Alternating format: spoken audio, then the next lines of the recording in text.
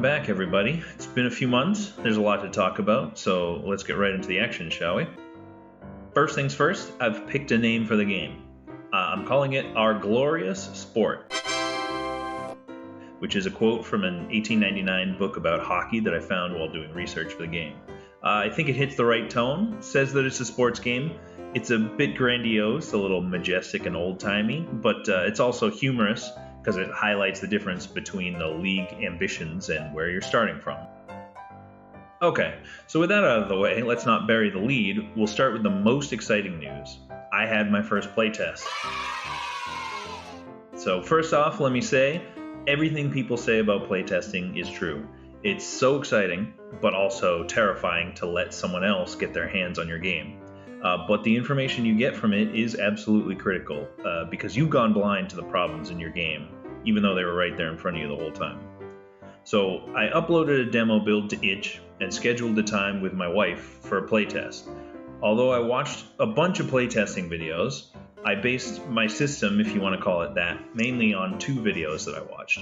Brian Cronin's talk, Playtesting Process for Ultra Small Teams, which was uploaded to the Roguelike Celebration YouTube channel, and answering your playtest questions from Indie Game Clinic, specifically the part about the fast-forward questions that go at the end.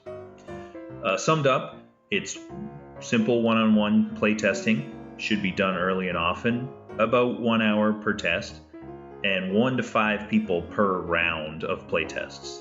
Then, at the end, you ask them a few simple targeted questions to try and pin down what type of player they are and get more information out of them. The second part especially is useful to me because hockey, history, and simulations are all somewhat niche topics, and I'm combining all three of them into one game. So I let my wife download the game, and then she played while I took notes on my phone. And I wasn't silent, but I tried not to interrupt unless she got stuck or directly asked a question. At the end, I linked the notes from my phone to a spreadsheet so I could not only access them from anywhere, but I can track the date, contact info, what version the playtester played, anything you want. In less than an hour, I got a ton of valuable feedback. But the biggest thing I learned was something that I had already begun to suspect as soon as I scheduled the playtest. There just wasn't enough to do in the game. Picking out players at the beginning of the season was fun, but that was basically it. This isn't modern hockey where you start with a roster of 20 players to juggle, plus prospects in the minors to keep an eye on. You don't have to decide who needs more or less playing time because everyone plays the full game. You don't yet have picks to trade because there's no draft. Unless players got injured and you had to replace him, there was almost nothing to do until the season was over. So with that theory validated, I didn't conduct any further playtests because I felt like there was no point with this gaping hole right in the center of my design. Instead, I decided to shift my focus to events. Okay, so I've known for a while that I want to encourage the player to slow down. I know that as long as nothing interrupts you, you could blow through a whole season in like a minute or two. It's only 18 games after all. So I have been considering adding things that you have to do daily, like setting training or resting players, or maybe things that you only have to update every couple days or once a week, like scouting maybe. I don't want to make the game tedious, but I have to have something for the player to do.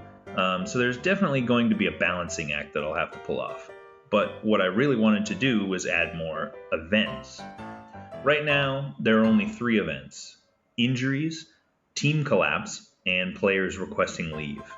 Injuries are pretty self-explanatory. Team collapse is a very rare event that straight up removes one team from your league and makes all of their players free agents. And leave request event is sort of like an injury, except the player asks if he can go. If you can't spare him for a few days, the player will stay, but he'll be unhappy about it. But that's it for events. So the next big update should be writing a ton of events, which will pop up from day to day. This will give you, the player, actual choices to make, which is the key to, gameplay. And hopefully this will give more personality to the guys on your team so they're not just names on a score sheet. Related to events, though, I did fix the way the pop-up system interacts with them, particularly choices. Originally, of course, I just kind of slapped it all together to get it working, so it wound up rather complicated. It was based on the system that I use for tutorial-style pop-ups, or when the game is talking to you. So there was a lot of tracking and global variables changing and stuff that didn't really need to be in there. Under this old system, every pop-up had to be a different conversation or convo, and then a notification convo with just one OK button had to be different from a choice convo with 2 buttons, and then every choice event would have to be its own choice with a capital C, and then whatever option you selected would lead to a new convo. Even the 2 buttons that you clicked were different objects, so the game would know which one you clicked. It was a mess. So I've rewritten it like this. When the game rolls an event that requires you to make a choice, like a leave request, let's say, it runs one function that sets the stage for anything we might need.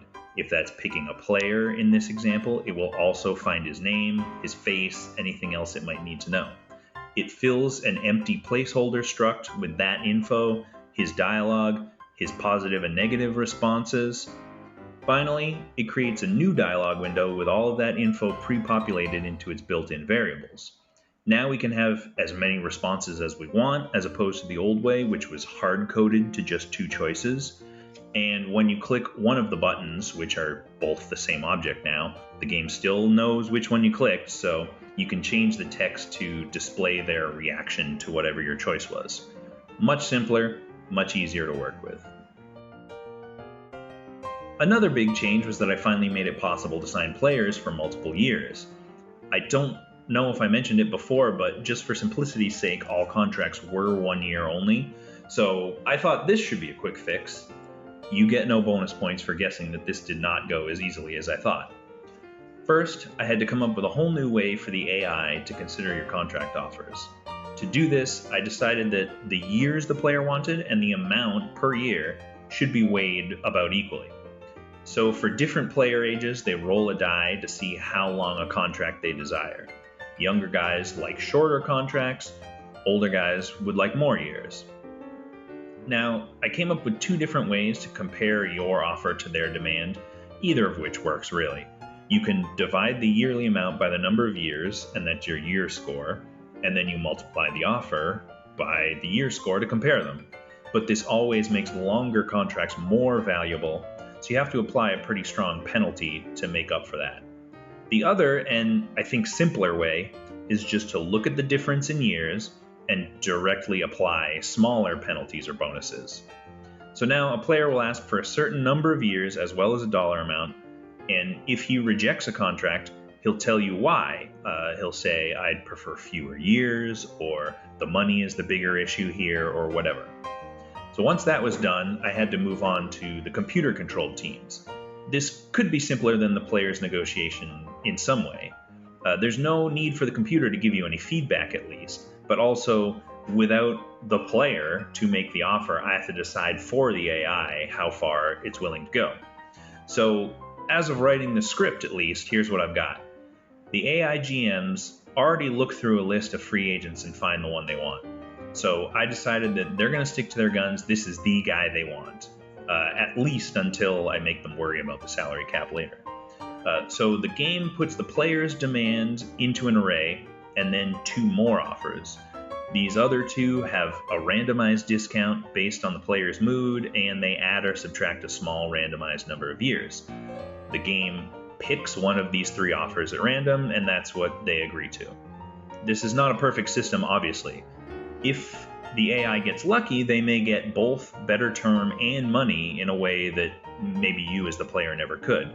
But also, the AI has a possibility of giving the guy exactly what he wants for money, plus extra years, even if he's likely to age and drop off. So it's sort of balanced for now.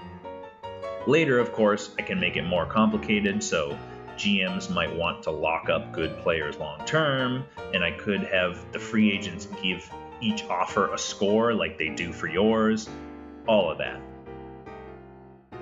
Unfortunately, I did spend a lot of time on what was supposed to be the next big update to the game. that was going to be updating the player ratings. So as soon as I finished the last devlog, I jumped right into that.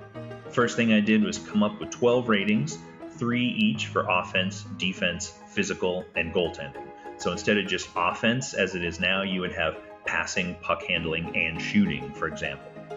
And I also came up with a bunch of archetypes for players. I think there were 6 types of forwards, 5 types of defensemen, goalies at least could be athletic or positional, and I wanted the player's ratings to be based on his play style, of course, so snipers always had the best shooting, a skilled defensive defenseman would have better stick checking, while a physical defensive defenseman would have better body checking. You get the point. So I made a whole spreadsheet to balance them all, and to make sure that every player type was different from the others and they all had unique strengths and weaknesses, and then I put all of that into the code. It wasn't until I finished that whole new system that I had some second thoughts. It's an okay framework for how I want to update players, but it was totally based on modern day hockey rules. Back in 1918, there were no offensive defensemen, for example. Defense was basically your only job on the back end, so that didn't really make sense. And there weren't really enforcers, as we would think of them today, either. Tough guys or goons who were only good for fighting. That really didn't become a thing until the 1970s. So considering that I hadn't done any playtests yet, I set that project aside, and the demo that my wife played didn't have any of that in it. And, as it turns out, that was a good idea because, as we discussed earlier, I've got bigger things to worry about than how detailed are the player ratings. Alright, this is probably a longer episode than usual, so I'm going to get back to work. Make sure to like this video, follow me here on Reddit or on Twitter, and my goal, fingers crossed, is to have a public demo up on itch by the time I make the next devlog, so wish me luck.